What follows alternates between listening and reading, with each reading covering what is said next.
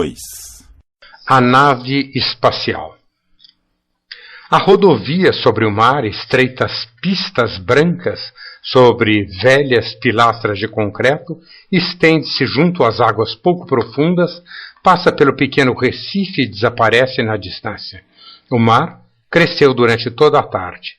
Grandes ondas esverdeadas e oleosas atiradas pelo Atlântico espumavam contra as rochas pontiagudas. Ao meio-dia, a maré estivera baixa, atingindo apenas os bancos de coral.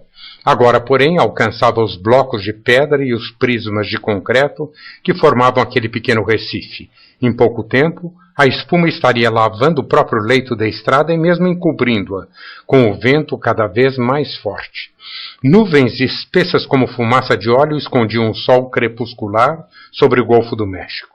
O Golfo estava agitado também, avançando para Louisiana. Mas era sobre o Atlântico que o furacão rolava. Era o largo, profundo, implacável oceano que a maré e o vento atiravam, em meio às trevas, contra o lado do Recife em que Dan Henry lutava tenazmente, o dorso maciço esborrifado de espuma. Seus olhos claros estavam vermelhos de sal e sua pele cortada profundamente em muitos lugares pelas quedas que sofrera. Fora visto a lutar no meio da espuma, esforçando-se tenazmente para salvar o que havia encontrado, algo que rolava pesadamente à beira do mar. A camisa, as cobertas dos assentos do carro, o cinto e os pedaços de corda e arame que pudera encontrar foram usados para fazer um incrível cabo. Os homens que construíram a rodovia sobre o mar, aproveitando o antigo leito da estrada de ferro, haviam construído a pequena plataforma com pouco mais de 30 metros de diâmetro em que se achava. Se o objeto encalhado nas pedras tivesse ido parar em qualquer das outras ilhotas, a possibilidade de salvá-lo seria maior. Mas ali não havia mais ninguém, nem nada que pudesse ser usado como alavanca ou âncora. O objeto rolava e raspava contra as rochas, pesado demais para flutuar, demasiadamente volumoso para opor-se ao embate das águas encapeladas. Seus flancos metálicos estavam arranhados e de um momento para o outro poderia arrebentar e perder-se.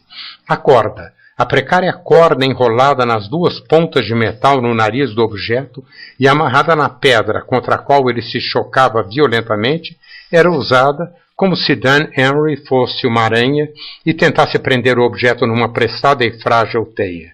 Mas era preciso tentar, e ele o fazia agora de outra forma.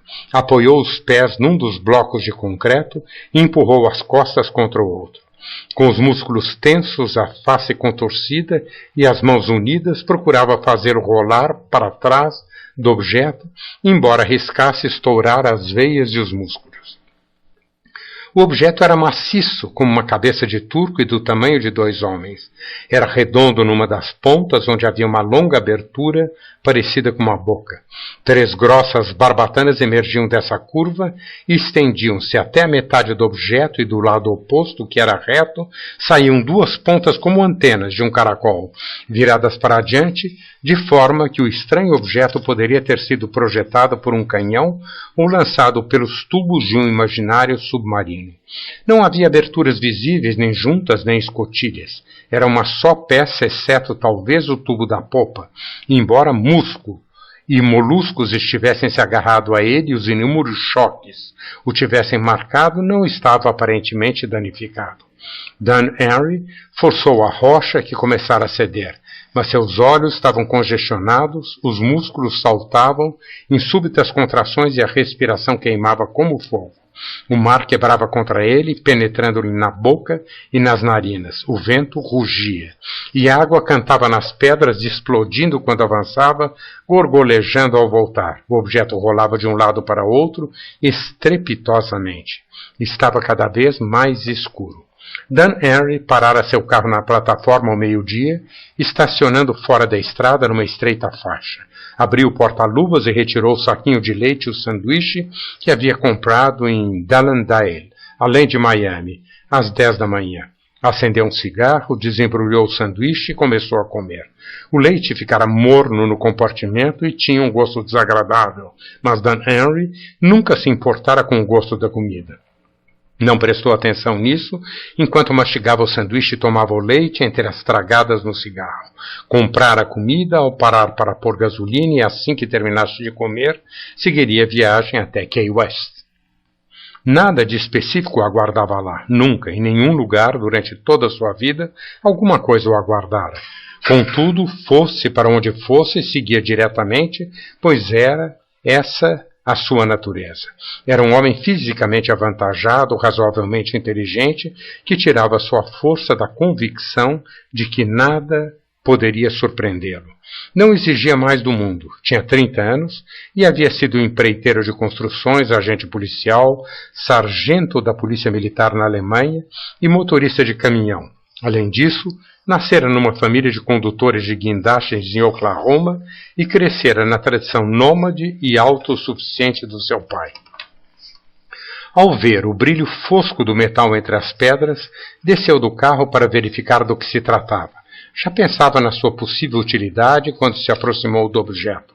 Ao alcançá-lo, a ideia dos direitos de salvamento veio-lhe naturalmente. Examinando-o, percebeu imediatamente que deveria ser um aparelho militar de alguma espécie. Sabia que a Marinha lançava constantemente foguetes de Cabo Canaveral na Flórida Central, mas quanto mais olhava para a coisa, mais duvidava dessa hipótese.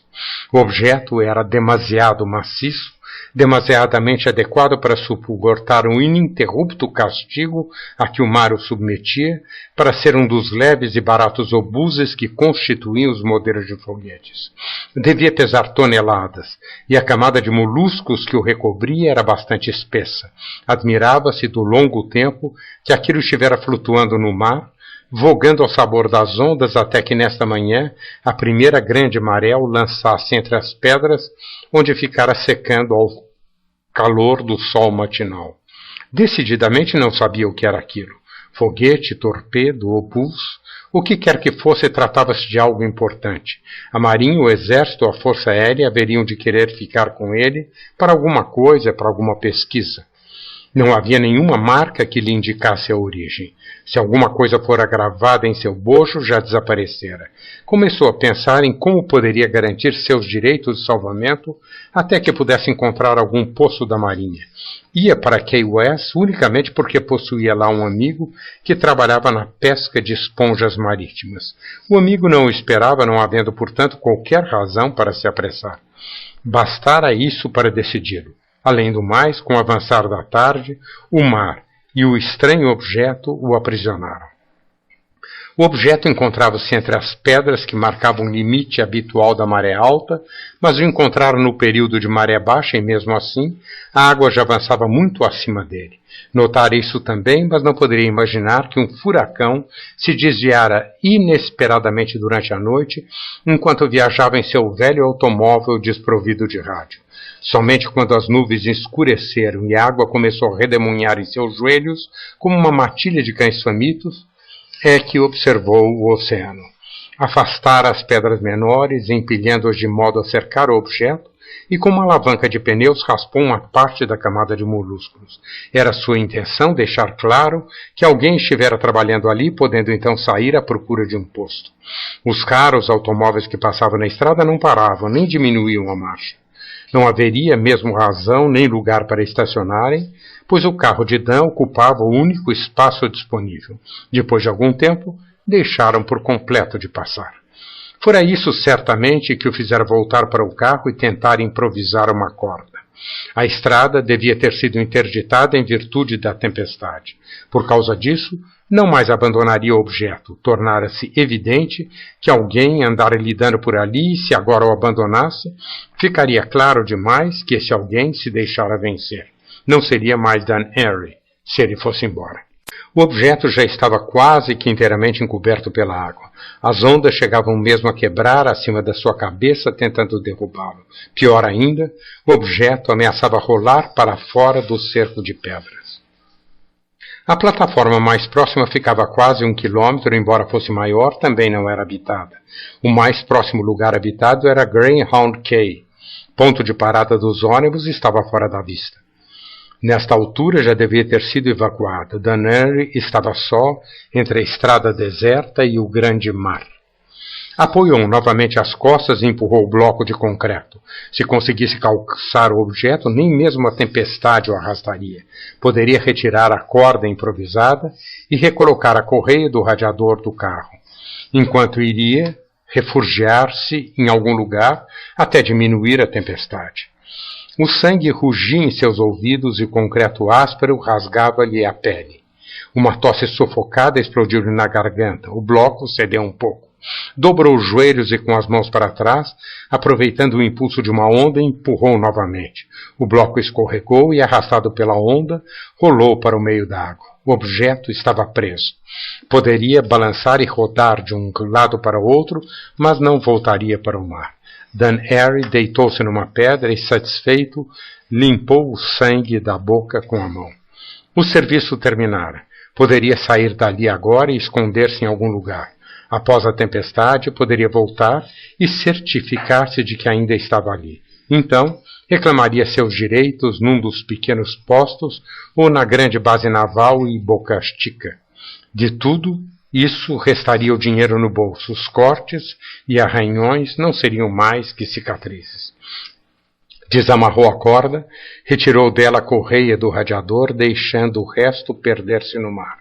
Ao sair da água, ficou preocupado, pois não sabia se o distribuidor do carro estaria seco. Escurecera ainda mais, não completamente, pois o céu tempestuoso era estirado ao oeste pela luz avermelhada do horizonte, mas o suficiente para que seu carro fosse apenas uma grande sombra. Por fim, o distribuidor secou e os velhos faróis dianteiros se acenderam. Olhou para trás e viu um carro se aproximando. Os faróis desse último permitiram-lhe ver as nuvens de espuma que varriam a estrada e a crista branca das vagas que remontavam as pilastras e caíam verticalmente sobre a pista. A tempestade progredia mais rapidamente do que pensara. Perguntava-se quem seria o louco que ousara enfrentar aquele trecho da estrada e compreendeu tudo ao ficar sob o foco de um flash que se acendeu subitamente. A Polícia Federal ou Estadual estava à procura de pessoas surpreendidas pelo furacão. O carro de polícia brecou violentamente, derrapando na pista molhada, e ficou atravessado na estrada. O chofer acendeu imediatamente o farol vermelho do teto, mas por força do hábito, pois não havia tráfego para advertir. Os 4 focos de luz vermelha riscavam monotonamente a estrada, o Recife e o mar. Graças a eles, Dan Henry percebeu pela primeira vez com que fúria estava chovendo. O flash foi apagado, a luz alta dos faróis apontava para a estrada. Os 2 homens eram iluminados somente pela luz vermelha do farol do teto. O guarda não saiu do carro. Esperou que Dan Henry se aproximasse e baixou o vidro. Depois, vendo o corpo machucado de Dan Henry, pensou melhor. Rápido, abriu a porta e desceu com a mão no revólver. Era atarracado, com voz grossa e de gestos bruscos. Tinha os olhos semicerrados. — Que aconteceu por aqui, Mac? Dan Henry balançou a cabeça. — Nada de grave. Eu estava lá embaixo nas pedras. As ondas me pegaram um pouco. As calças e o blusão de couro do guarda já estavam ensopados. A água escorria-lhe pela face e ele limpava irritadamente os olhos. — Que fazia lá embaixo? Você está louco? Olhava desconfiado, a mão firme no revólver. Dan Henry também tinha sido da polícia. Não se surpreendia com a atitude do guarda. A polícia paga para se irritar com tudo que não tem explicação simples. Encontrei um objeto no mar e estava salvando, disse calmamente. A tempestade me apanhou antes que tivesse terminado. Ao relatar isso, percebeu como estava cansado. Esperava que o assunto com o guarda terminasse logo, podendo assim pegar o carro e dirigir-se rapidamente para um abrigo. O vento estava gelado e o constante impacto d'água em sua pele começava a paralisá-lo. O guarda arriscou um rápido olhar para a água e fixou os olhos duros em Dan Henry. — Não vejo nada. Que objeto era esse? Que faz com esse cinto na mão? — É de metal, continuou Dan Henry. — Enorme. Nunca vi coisa igual antes. O cinto estava segurando. — E que é que está segurando agora? E por quê? Enorme. De que tamanho é? Por que não posso vê-lo daqui? Me empurrei uma pedra atrás dele, disse Dan Henry pacientemente. É tão grande quanto um carro e agora está coberto pela água. Velhinho, isso não está me soando bem. O guarda puxou o revólver e o segurou, sem ainda apontar para Dan Henry. Que jeito tem essa coisa? É como um foguete, penso. Ora, por que diabos não disse antes? Gritou o policial, acalmando-se um pouco. Já é mais razoável. Deve ser um desses aparelhos da marinha. Ela vive atirando coisas no mar. Você não vai mexer mais nisso, velho. É propriedade do governo e tem que devolvê-la. É seu dever. Não penso assim. Como não pensa assim? O braço que segurava o revólver ficou tenso novamente. Não parece um foguete da marinha. Não parece foguete de ninguém que eu saiba. Disse que era uma espécie de foguete. Eu não sei o que é, me creia. Dan Henry começou a ficar nervoso. Não gostava do jeito que as coisas tomavam e ficou atento no revólver. Você entende muito de foguetes? Eu leio os jornais. Não se trata de uma peça, não é o primeiro estágio, nem o cone de um foguete. É uma coisa inteiriça e nunca foi parte de uma coisa maior. Deve ter ficado na água uns 2 anos pelo menos, sem se quebrar. Mostre-me um foguete da marinha que seja assim. O policial olhou para ele. Talvez esteja certo, disse lentamente. Suponhamos que você o ilumine com o flash. Experimente. Dê um passo para trás. Dan Henry pôs o braço pela janela do carro, acendeu o flash, fazendo roçar sobre a água. Assustou-se ao ver como as ondas haviam crescido. Sob o facho de luz, o mar era de um verde ameaçador, carregado de espuma, batido pela chuva e furiosamente vivo. Uma lufada violenta fez o carro balançar. O pálido foco de luz incidia sobre o mar, adiante do facho intermitente emitido pelo farolete do teto. As ondas desapareciam sob a chuva cerrada. Finalmente encontrou o objeto. Por um momento havia pensado que o mar o arrastara, mas ainda estava lá, preso sob as ondas, mostrando apenas a larga parte traseira, movendo-se como um animal ao impacto d'água. Lá está, disse, surpreendendo-se com o alívio que sentia. Está vendo? Sim, já viu bastante, disse o guarda. Você encontrou mesmo alguma coisa. Havia uma súbita dureza em sua voz, denunciando a decisão que tomara. Meu revólver está apontado para você, velho. Afaste-se do carro devagar. Para ficar mexendo por aqui apesar do furacão é porque você está fazendo alguma coisa criminosa. Se esse negócio é um foguete da marinha, então sei que espécie de canalha você é. Cristo, murmurou Dan Henry para si mesmo. Sentiu uma raiva sutil que era quase um prazer. E não porque o tiro julgaram comuna, mas porque insistia no negócio de foguete ou sei lá o que. Virou-se de um salto. A correia em sua mão girou no ar com toda a força do seu braço e arrancou o revólver da mão do guarda. O revólver escorregou pelo asfalto molhado e Dan Henry atirou-se ao chão para apanhá-lo. Ainda deitado, apontou o cano para o estômago do guarda. Afaste-se, disse, afaste-se. Não vai tirar esse negócio de mim. Suei sangue para salvá-lo e você não vai me prender para ficar com ele. O guarda recuou cautelosamente com as mãos para cima, sem que ninguém mandasse, esperando uma oportunidade. Dan Henry fê-lo caminhar até ficar longe dos carros e abriu a porta do seu. Atirou o revólver e a correia para dentro dele, bateu a porta e disse, você o receberá de volta depois, ou se quiser, tente tomar o de mim agora com as mãos limpas. Estava tremendo com a tensão dos músculos e tinha os braços abertos. O largo tórax afundava com o arfar dos pulmões. O facho rubro do farolete do teto banhava-o de instante a instante. Esperarei, disse o guarda. Agora, disse Dan Henry, quero usar o seu rádio. Quero que estabeleça contato e relate isso, mas deve falar primeiro com a marinha, depois pode chamar seu posto. O guarda olhou desapontado. Você é? Perguntou. Dan Henry percebeu sua confusão. O guarda pensava ter cometido um erro, mas Dan Henry não tinha tempo a perder. O vento cada vez mais forte obrigava-o a firmar as pernas. As ondas varriam a estrada com grande violência e os 2 carros escorregavam perigosamente. A chuva ininterrupta metralhava a cabeça de Dan Henry e transformava o blusão de couro do policial numa massa ensopada. O mar rebentava, trovejando contra as pilastras, fazendo estremecer o próprio leito da estrada. Dan Henry estava rouco. Tanto ele como o guarda, sem o perceberem, haviam elevado pouco a pouco as vozes e agora estavam gritando um para o outro. Vá para o carro e faça a ligação, gritou. O policial avançou, Dan Henry afastou-se. Entrou no automóvel, sob o olhar atento de Dan Henry, que ficara junto à porta, e ligou o rádio. Informe-os onde estamos, disse Dan. Diga-lhe o meu nome. Daniel Morris Henry. Conta-lhe o que eu disse sobre as características do objeto e que estou reclamando direitos de salvamento. O resto, diga como quiser. Contra a vontade, o guarda moveu os ponteiros, tirando-os do ponto habitual.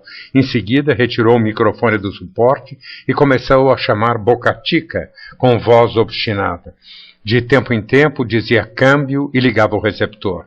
Ouviam o costumeiro crepitar de estática e nada mais. Olhe, velho, disse o policial, não vamos conseguir nenhum contato. A estação de Boca Chica deve estar fora do ar. Ou então meu transmissor não funciona por causa da chuva. Virou-se para o mar. Quanto tempo ainda ficaremos aqui? Provavelmente porque já presenciara muitos furacões, começara a ficar nervoso. Tente mais uma vez, disse Dan Henry. Olhava fixamente para o guarda, mas não via nada de errado no que este fazia. Dan não conhecia a frequência de Boca Chica e aí é que estava o problema. Contudo, usara muitas vezes os rádios da polícia e perceberia qualquer outra trapaça. O guarda chamou Boca Chica mais 5 minutos e parou novamente. Nada. Escuta, meu chapa, você já fez o que tinha de fazer. Talvez esteja realmente atrás do dinheiro, talvez não. Mas acontece que daqui a pouco as ondas cobrirão a estrada. Por que não saímos logo daqui? Tire o cristal desse rádio, disse Dan Henry. Não tinha escolha a fazer. Se fosse embora com o guarda, já sabia, iriam atirá-lo numa cela qualquer por resistir à prisão e atacar um policial. Deixá-lo-iam lá até quando lhes interessasse. Enquanto isso, alguém se lembraria de receber o dinheiro da marinha em seu lugar. O que devia fazer era calar o rádio do guarda e mandá-lo embora. Não estava seguro de que o rádio não funcionaria na frequência da polícia. Talvez o guarda avisasse a marinha logo depois de ter comunicado o fato a seus superiores. De qualquer forma, se tratasse ou não de um foguete, era assunto do governo. Então, talvez a marinha chegasse ali antes da polícia, ou pelo menos antes de o terem levado. Caso contrário, tudo estaria perdido. Com isso, estava decidido a ficar numa estreita plataforma no meio de um furacão do Atlântico. Dê-me o cristal, rápido! Fitando-o sempre, o guarda tateou sob o painel, no estreito espaço ocupado pelo rádio, e retirou do soquete o cilindro de alumínio. Aguardava uma oportunidade para agarrar o braço de Dan Henry. Ok, disse Dan, atire-o na estrada e deu fora. Você o terá de volta junto com o revólver. E se tiver juízo, assim que encontrar um telefone, ligue para a marinha. O guarda jogara o cristal que o vento fizera rolar para baixo do automóvel de Dan Henry. Dan estava para fechar a porta do carro quando um foco de luz violenta irrompeu de dentro d'água, passou pela luz vermelha do farolete e levou-se, através da chuva, através das nuvens negras, em direção às estrelas. Vem dali, murmurou o guarda. Dan Henry bateu a porta. Saia daqui, homem. Lá embaixo, entre as pedras, um arco luminoso ligava as duas hastes do nariz do objeto. A água fervilhava em volta dele, mas por mais que as ondas se agitassem, o facho de luz continuava iluminando o objeto e as pedras, tornando a água transparente. E partindo da coroa desse arco, a estreita coluna de luz violeta apontava reta, sem se difundir, como um traço riscado do inferno até o céu. Os pneus do carro de polícia derraparam no asfalto. Vou buscar ajuda, gritou o guarda, nervosamente, em meio ao ruído que fazia o motor do carro. Então o carro partiu. Seus faróis varriam a estrada, iluminando a chuva e a espuma das ondas. O vento fazia-o dançar de um lado para o outro, enquanto o farolete do teto girava monotonamente e o som da sirene perdia-se no estrondo das vagas. Dan Henry ficou só na treva perfurada pela coluna de luz violeta. Agora que não havia um carro de polícia para protegê-lo do vento, foi empurrado violentamente até que se encostou no seu próprio carro. A água lhe feria os olhos, curvou-se e esfregou-os até amenizar o ardor provocado pelo sal. Depois, arrastou-se até a murada do lado do Atlântico. A crista das ondas batia em seus pés. A chuva martelava-o sem descanso. Protegeu o nariz com a mão para poder respirar e subiu na murada. Nada mais se via. A coluna violeta continuava a irromper do arco luminoso. O objeto emergira quase meio metro e movia-se vagarosamente como uma baleia presa num tanque. O rádio, pensou. Deve ter sentido o rádio do carro. Nada mais acontecera para despertá-lo naquele exato momento. Devia ter esperado um pouco, analisando talvez o que havia encontrado, talvez estudando o facho de luz intermitente do farolete. E pela primeira vez, desde o dia anos atrás em que havia caído no oceano, encontrara motivo para emitir um sinal. Para onde? Nem para ele, nem para o guarda. A luz não estava apontada para a estrada. Avançava para o alto, reta, perdendo-se de vista através das nuvens. Dan tentava segui-la com os olhos, mas a chuva obrigava-o a baixar a cabeça. Não havia ninguém dentro do objeto, pensou Dan Harry. Não poderia haver. Dera várias pancadas em seu bojo, fazendo sinal, e não obtivera resposta. Além disso, o objeto estava no mar há pouco tempo, completamente fechado, raspando invólucro metálico no fundo do oceano ao impulso das correntes, rolando, girando, com apenas aquelas duas antenas para sentir o mundo à sua volta. Poderia estar equivocado, sem dúvida. Algo poderia estar vivo ali dentro, respirando, graças a um fantástico reservatório de ar, alimentando-se de pequenas rações aprovisionadas, livrando-se de alguma maneira dos restos. Não imaginava como podia ser. Não tinha lógica alguém se fechar daquele jeito, sem saber quando iria escapar. Sim, ele poderia estar errado. Talvez não tivesse reagido a nada do que aconteceu na estrada. Talvez ignorasse tudo o que ocorria fora de si mesmo, obedecendo a propósitos que nada tinham a ver com esse mundo e seus habitantes. Mas fosse uma coisa ou outra, Dan Harry imaginava que estaria tirando coisas sobre a terra e delas recebendo sinais. A água subiu ainda mais, cobria a plataforma, rolava sobre a estrada e ia despejar-se nas rochas do golfo. Alcançara metade da altura do seu carro. Lembrou-se do cristal do rádio. Deveria estar longe agora, voando na crista das ondas cortadas pelo vento. A boca de Dan Harry se contraiu. Agora tinha de comprar um. Por certo, não deixaram escapar tão facilmente. Poderiam acusá-lo de roubo e de destruir propriedade pública. Por outro lado, se fosse varrido daquela plataforma, nem mesmo precisariam pagar seu enterro. Riu sarcasticamente. Uma vaga quebrou sobre ele. Havia feito um suporte amarrando suas calças numa das vigas da plataforma. A onda passou e lá estava ele nu, com o cano das calças amarrado no peito. O vento atingiu-o agora com uma fúria que jamais sentira antes, nem mesmo colocando a cabeça na janela de um carro em alta velocidade. Veio mais uma onda. Estava quente, mas o vento logo a evaporou. Sua pele ardia, os dentes batiam. Examinou o nó das calças, certificando-se de que estava firme. A pressão reduzira-o a uma pequena bola. Enfim, estava bem. O mesmo podia dizer dos abençoados engenheiros que haviam construído a estrada, assentando-a sobre o leito da estrada de ferro destruída por um furacão. Haviam aproveitado os trilhos capazes de suportar o peso de uma locomotiva e fizeram com eles a amurada. Dan Harry riu para si mesmo. A amurada aguentaria. As calças aguentariam ou o lojeiro era um mentiroso. Apenas com relação a Dan Harry havia algumas dúvidas. Dan Harry, o duro Dan Harry, com o peito cortado, a pele machucada, sendo rasgada novamente pelas ondas que o jogavam contra o solo, quase enlouquecendo, porque estava ficando em carne viva. Meu bom Deus, estou fazendo isso por dinheiro? Não, pensou, enquanto uma onda lhe inundava as narinas. Não, já não é mais. Quando essa coisa soltou a luz e eu não saltei para dentro do carro do guarda, foi que percebi que não era pelo dinheiro. Por que então? Deus sabe. Curvou-se para o lado, esticou o pescoço e olhou a seta de luz violeta que varava as nuvens. Faça sinal, canalha. Continue, faça o que quiser. Enquanto souber que está aí, ficarei firme. Bem, por que motivo então fazia isso? Dan Harry lutava para aliviar a pressão da faixa de pano sobre seu peito. Deus sabia, mas Dan Harry tinha de descobrir por si mesmo. Não era o dinheiro, decidiu. Que mais? Verdade? Grande, forte Dan Harry, um furacão não consegue pará-lo. Grande, forte, maravilhoso Dan Harry, seriam esses seus pensamentos? Soltou uma gargalhada. O grande, forte Dan Harry ali estava, frágil como uma boneca de pano, nu como um bebê, rezando para que suas calças não se rasgassem. A tempestade varrera seu orgulho, como já fizera com o interesse pelo dinheiro. Então o quê? Amaldiçoou sua própria estupidez. Ali estava, sem saber porquê, ali estava, sendo empurrado para a morte, afogado, rasgado ao meio pelo vento. Estava fixado ali e ninguém poderia salvá-lo. Uma vaga roncou sobre a estrada e bateu no carro, arrancando uma calota que se perdeu na escuridão.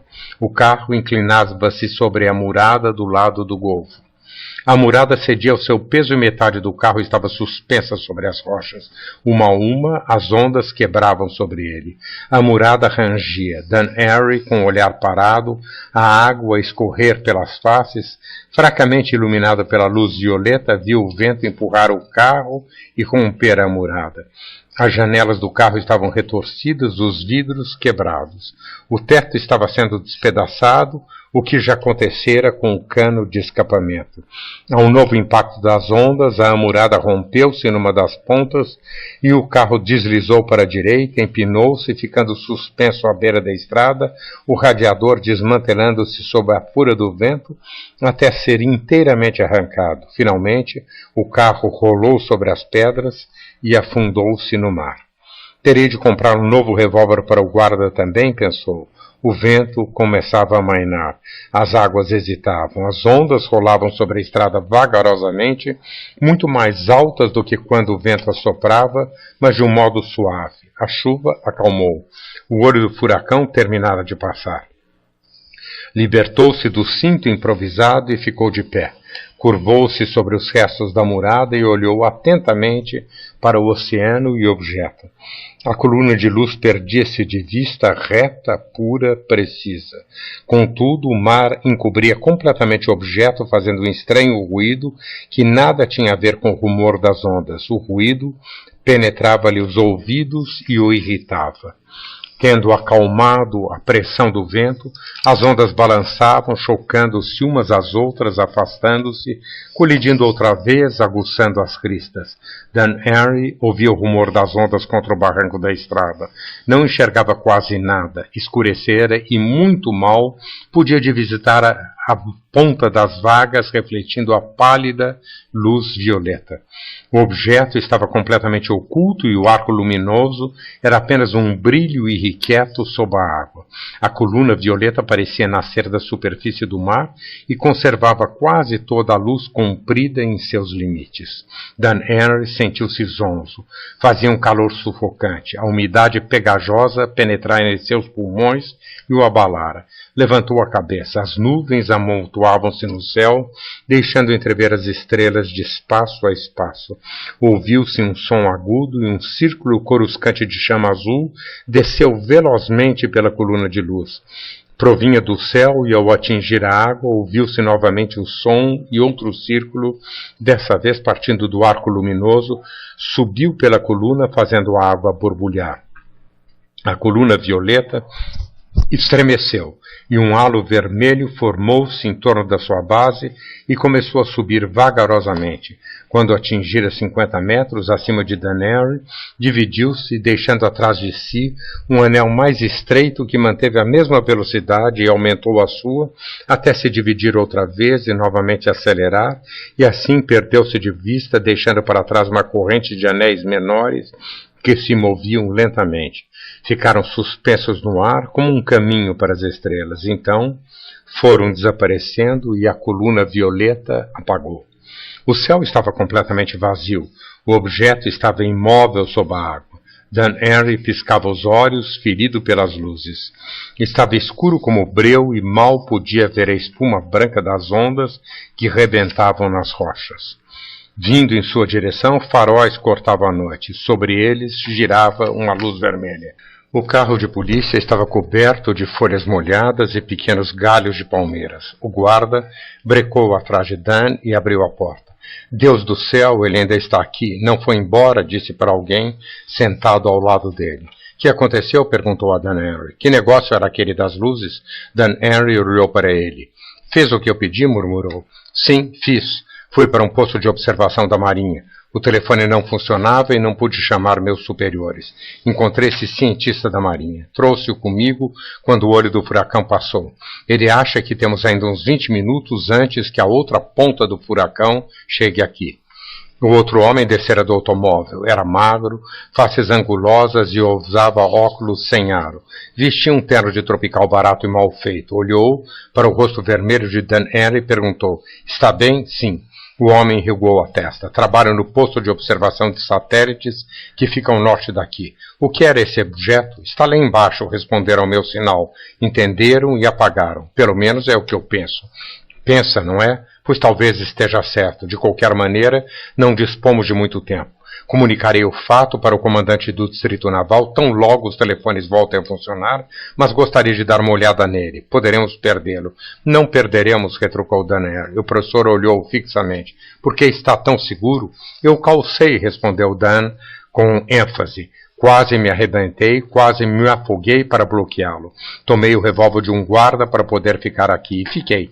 Quase morri afogado, quase fui cortado em dois, quase fui despedaçado de tanto bater no chão e não iremos perdê-lo agora. Compreendo, disse o cientista, voltando-se para o guarda. Se tiver algum sedativo em sua caixa de socorro, é bom trazê-lo, murmurou. Devo ter, vou verificar. E acenda o seu farolete sobre o objeto, por favor, acrescentou, inclinando-se na murada, embora julgue que não veremos muito. O foco amarelado do farolete roçou pela água. Nada se via. O guarda moveu a luz de um lado para o outro, procurando o objeto. Dan Henry fez um gesto de impaciência. Deixe a luz nesse ponto. Aí é que ele está.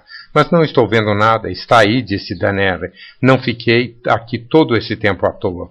O professor voltou para a murada, mas não viu nada. Tem certeza de que está ali? Perguntou. Sim, a uns 10 metros de profundidade.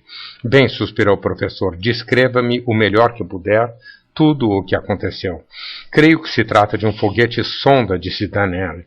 Penso que alguém lançou isso aqui de algum lugar com a intenção de descobrir coisas. Não sei quem é esse alguém, mas estou quase certo que o havia perdido por alguma razão e não sabia onde se encontrava até o momento em que ele emitiu o sinal. Não sei por que isso aconteceu. Acredita que é de origem extraterrestre? Dan olhou para o professor. E o senhor não acredita? O professor estava nervoso. Não gostaria de acreditar, insistiu Dan Henry. O professor olhou rapidamente para o mar. Tome, disse o guarda, estendendo um frasco para Dan Henry. Sedativo. Dan Henry arrancou o frasco da mão da guarda e o quebrou no chão. Olhem, murmurou o professor.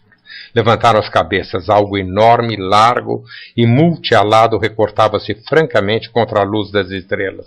Oh, Deus, disse o guarda. Sons agudíssimos irromperam do objeto sob a água e impulsos luminosos subiram para o céu. Em resposta, principiou a cair uma chuva de raios dourados. O objeto estremeceu, as pedras se moveram. Raios magnéticos, disse o professor com voz abafada. Teoricamente é impossível. O que vai acontecer? Perguntou o guarda. Vão içá-lo, respondeu o professor, e levá-lo de volta, sei lá para onde. Dan Henry começou a praguejar. O objeto flutuante deslizou para baixo, revolvendo o ar. Os 3 homens ouviram um rumor distante, entrecortado de ruídos metálicos.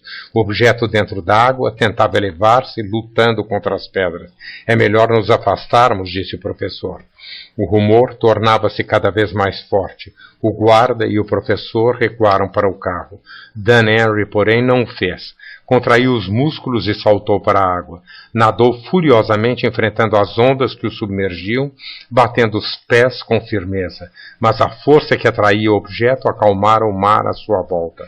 Dan Henry movia os braços com desesperada precisão e, no instante que o objeto se libertava, agarrou-se a ele. Não, meu velho, disse segurando uma das hastes. Não sem me levar. Ficamos muito tempo juntos. Sorriu friamente para a nave espacial enquanto se elevava no ar em direção a ela. Basta.